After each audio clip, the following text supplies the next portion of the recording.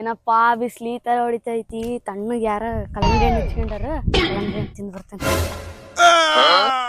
ಹೇಳ್ರಿ ಏನ್ ಬೇಕು? ಕಲ್ಲಂಗಡಿ ಹಣ್ಣು ಹೆಂಗಣ್ಣ? ಕಲ್ಲಂಗಡಿ ಹಣ್ಣಿಗೆ ಇದು 30 ರೂಪಾಯಿ ರೀ.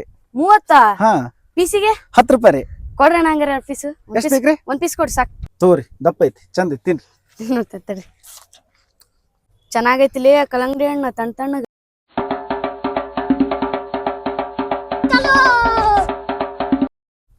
ಅಣ್ಣ ಉಪ್ಪು ಖಾರ ಇಟ್ಟಿಯಾ? ಉಪ್ಪು ಖಾರ ಇಲ್ಲಣ್ಣ, ತಂದಿಲ್ಲ. ನಮ್ಮ ಹುಡುಗ ತರಕ್ ಹೋಗ್ಯಾನೋ, ತರ್ತಾನ ತಡಿ ಅಣ್ಣ. ಏನಣ್ಣ ಹಣ್ಣು ಬಾರಿ ಸಿವಿ ಅದಾವು ನೋಡ್ರಿ, ಉಪ್ಪು ಖಾರನ ಇಟ್ಟಿಲ್ಲಲ್ಲ ಅಣ್ಣ ನೀನು. ಅಣ್ಣ ತರ್ತಾನ ತಡಿ ಅಣ್ಣ. ಅಡಿಲ್ಲ, ಇನ್ನೊಂದ್ ಕೊಡಿ ಅಡಿಲ್ಲ. ತಗೋಣ, ಇದು ಚೆನ್ನಾಗೈತಿ, ಒಳ್ಳೆ ಸಿಹಿ, ತಿನ್ನಣ್ಣ ಇದು.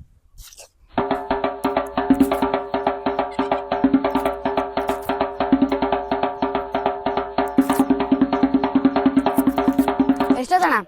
ಅಣ್ಣ ನಿಮ್ದು 20 ರೂಪಾಯಿ ಆತಣ್ಣ. 20 ರೂಪಾಯಿನಾ?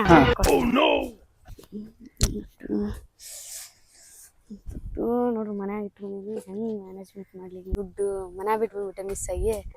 ನಾಳೆ ಕೊಡ್ತಾನ ತಗೋಣ, ಗೊತ್ತಲ್ಲ ಹೆಂಗ ನಾನು ಹಿಂಗ.